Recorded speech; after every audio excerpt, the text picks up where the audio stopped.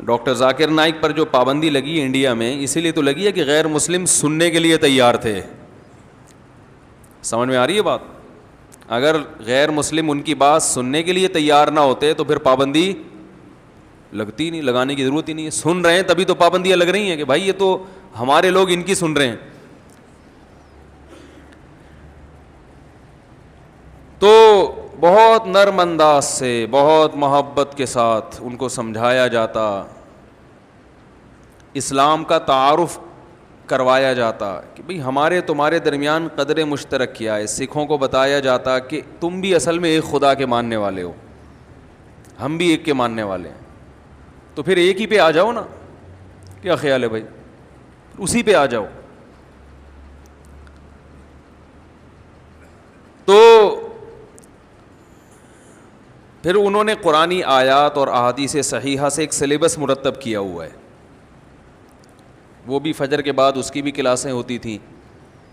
بہرحال 3 دن میں الحمدللہ ایک تھوڑا سا دماغ کھولا کہ بھائی یہ بھی ایک لائن ہے. الحمدللہ ہزاروں لاکھوں لوگ مسلمان ہو چکے ہیں اب تک،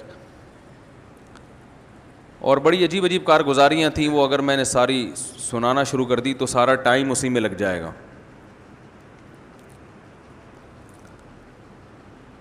تو یہ سفر کا بنیادی مقصد تھا، سمجھ رہے ہیں؟ پھر وہ غریبیاں تو چلتی رہتی ہیں اس میں، کبھی یہ بھی دکھا دیا، کبھی وہ بھی دکھا دیا، کبھی فلاں چیز دکھا دی. دوسرا، ہماری ملاقات ہوئی جناب ڈاکٹر ذاکر نائک سے، بہت تفصیلی ملاقات. اللہ ان کو جزائے خیر دے، انہوں نے خصوصی ٹائم دیا. وہاں بھی آنکھیں کھلی. پہلے بھی یہ میری دوسری ملاقات تھی ان سے، اس سے پہلے بھی ہو چکی ہے 1.5 سال پہلے، لیکن وہ اتنی تفصیلی نہیں تھی، اور تھوڑا سا ایک حجاب بھی تھا، ایک اجنبیت. اس ملاقات میں سب سے زیادہ خوشی اس بات کی ہوئی کہ ہمارے پاکستانیوں کا الحمدللہ ڈاکٹر صاحب کو ترقی دینے میں بہت بڑا کردار ہے. ڈاکٹر صاحب نے بتایا کہ 50% مالی تعاون پاکستانی تاجروں کے ساتھ ہوا ہے، باقی 50% باقی دنیا کے جن میں عرب بھی ہیں. تو اکیلا 50% تعاون کہاں سے ہوا ہے؟ تو اس سے پتہ چلتا ہے بھائی پاکستانی اتنے بھی نالائق بولو نا یار نہیں ہیں. انہوں نے بتایا کہ جتنی جذباتی محبت پاکستان کے علماء کرتے ہیں، اتنی جذبات، ایسے جذبات کہیں اور دیکھنے میں، محبت تو بہت لوگ کرتے ہیں، جو جذباتی محبت پاکستانیوں کو ہے وہ کہیں اور اتنی بڑے پیمانے پر کہیں اور دیکھنے میں. ارے بولنے پر گورنمنٹ نے پابندی لگائی ہے بھائی، تو بول لو یار، بات تو مکمل کر لو. تو یہ بڑا اچھا امیج. تیسری چیز جو ہم نے اپنی آنکھوں سے دیکھی، ان کے ارد گرد بھی زیادہ تر پاکستانی ہیں، اردو بولنے والے. اردو سے مراد پورے پاکستان میں، چاہے وہ پنجاب سے ہوں، کے پی کے سے ہوں، لیکن وہاں جا کے تو سبھی اردو ہی بولتے ہیں نا. یہ بھی ایک بڑی اچھی بات ہے. تو اور کراچی کے بھی ہیں اسپیشل، یہیں کے کراچی کے خاص. یہ ایک بہت اچھی بات ہے پاکستانیوں کے لیے. یہ جو پاکستانیوں پہ فرقہ واریت کا طعنہ دیا جاتا ہے نا، فرقہ پرست فرقہ پرست فرقہ پرست، تو اتنے بڑے پیمانے پر ڈاکٹر صاحب کے ساتھ تعاون کرنا یہ فرقہ پرستوں کا کام بولو بھائی نہیں ہو سکتا. اسلام کی آواز اٹھائی، لوگوں نے ساتھ دیا،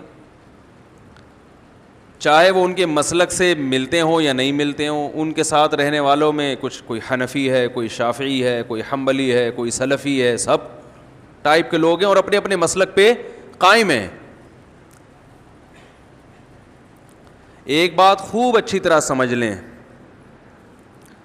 آج جو فرقہ واریت کو ختم کرنے کی کوشش جس اسٹائل میں کی جا رہی ہے، اس سے فرقہ واریت کم نہیں ہوگی بلکہ بڑھے گی.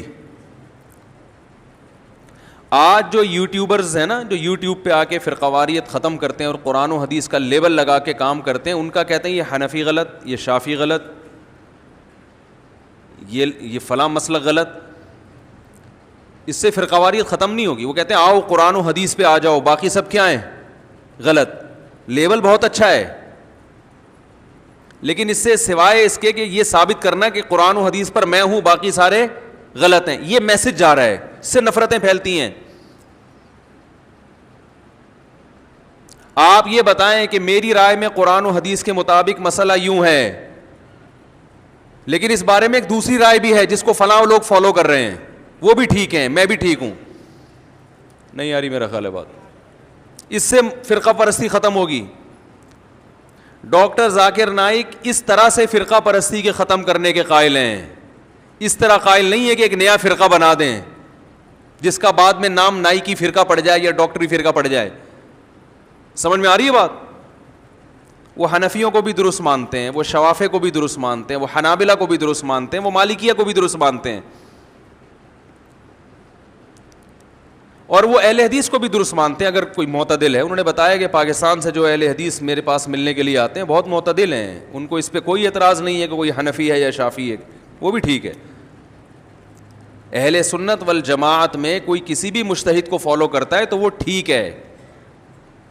یہ کہنا کہ میں قرآن و حدیث اور وہ اندھا مقلد, یہ لیبل بہت اچھا ہے, اس سے سوائے امت میں آگ لگانے کے کچھ بھی حاصل نہیں ہوگا. بھائی ہم بھی قرآن و سنت کو فالو کر رہے ہیں, قرآن و سنت کی وہ تشریح جو آپ کر رہے ہو ہم اس کو نہیں مانتے, وہ تشریح جو مجتہدین نے کی ہے اس کو مانتے ہیں.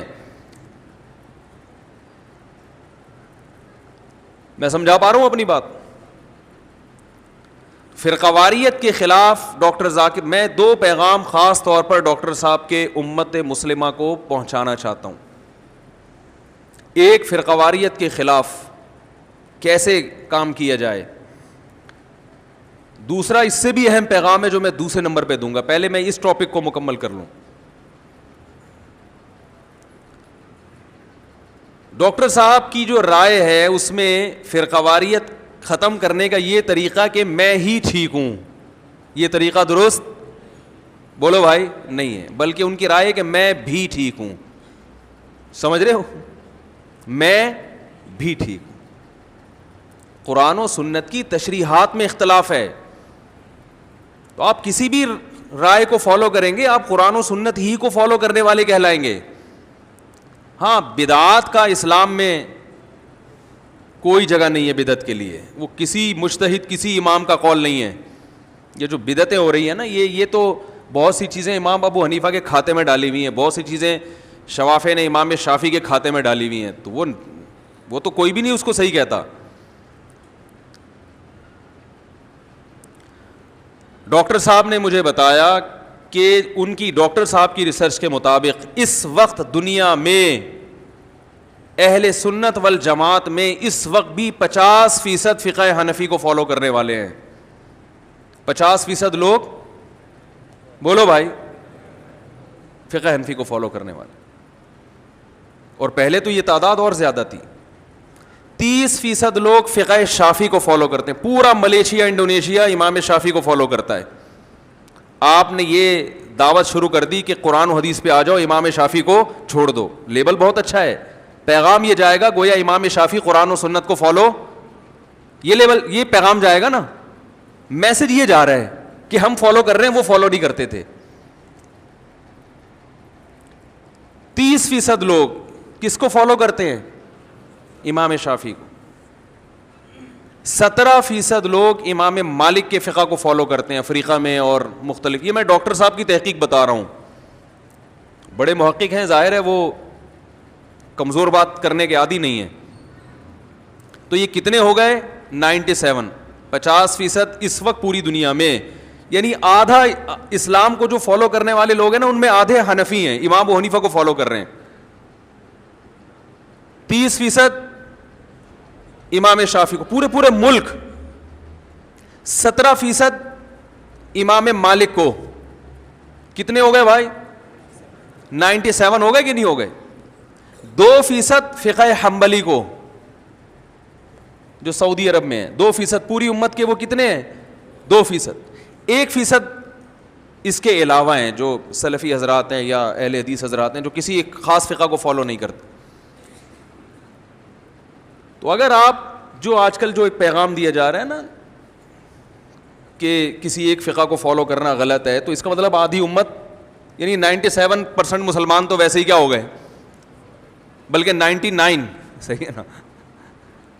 پہلے ہی یہ میں اپنا تبصرہ کر رہا ہوں, یہ ڈاکٹر صاحب کے الفاظ نہیں, انہوں نے کی تو رپورٹ جو پیش کی وہ بتائی میں نے آپ کو. اب یہ میں اپنا تبصرہ کر رہا ہوں کہ آپ نے جب یہ لیبل لگا دیا کہ ہم ہی قرآن و سنت کو فالو کر رہے ہیں اور یہ جو کسی امام کو فالو کر رہا ہے یہ اندھا مقلد ہے یا یہ غلط کر رہا ہے, تو اس کا مطلب یہ ہوا کہ 99% مسلمان وہ گئے جہنم میں. ویسے ہی دنیا میں تقریباً 5 ارب سے اوپر کچھ آبادی ہے, تو 4 ارب تو ویسے ہی غیر مسلم ہیں. اچھا, ان میں شیعہ حضرات کو انہوں نے شامل نہیں کیا, وہ نکال کے اہل سنت والجماعت کی بات کر رہا ہوں میں, اہل سنت والجماعت. تو اگر اوور آل سب کو شامل کیا جائے, یعنی ان کی رائے یہ تھی کہ وہ لوگ جو قرآن اور حدیث کو حجت سمجھتے ہیں, ان کے نزدیک قرآن حدیث اور صحابہ, شیعہ حضرات کیونکہ صحابہ کو حجت نہیں سمجھتے اس لیے اس تحقیق میں انہوں نے ان کو شامل نہیں کیا. تو اب آپ مجھے ایک بات بتاؤ, جو قرآن حدیث اور صحابہ کو حجت سمجھتے ہیں ان میں 99% کو آپ نے کہاں کر دیا, بولو بھائی, جہنم میں. تو 1%, اور ویسے ہی دنیا کی اکثر آبادی کیا ہے, 4 ارب تو غیر مسلم ہیں. تو جنت میں 2-4 آدمیوں کے علاوہ جانے والا کیا خیال ہے؟ ہم تو ان 1% کو بھی اہل سنت میں شامل کرتے ہیں. ہم تو کہتے ہیں وہ جو 1% ہے وہ بھی اگر قرآن و حدیث کو فالو کر رہے ہیں, مقصد تو قرآن و سنت ہی ہے نا.